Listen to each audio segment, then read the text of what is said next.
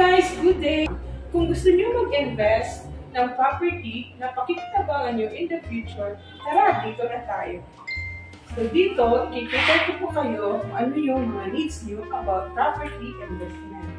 At ipapakita ko sa inyo ang model unit, kung anong unit ang gusto niyo. So tara, pero bago muna, ito yung perspective namin. So dito sa SMAR, located in E. Rodriguez, Senior Avenue, Dumayang Lagi, Quezon City. Meron po siyang tatlong tower. Tower 1, Tower 2, at Tower 3. So malapit lang po ito sa St. Luke's at harap ng Trinity University Asia. So ngayon, ipapakita ko sa inyo ang model unit 2BR. Halina, tara na! So dito, ito yung sala area. So, nakikita naman nyo dito ang elegancy. So, depende na po sa inyo kasi model unit na po ito. So, ganito po kung gusto nyo ganito ang design. So, dito naman tayo sa kitchen area. So, dito makikita nyo na mayroon ng cabinet, kitchenwares, at dito hugasin. Meron din tayong 4 chairs na dining table.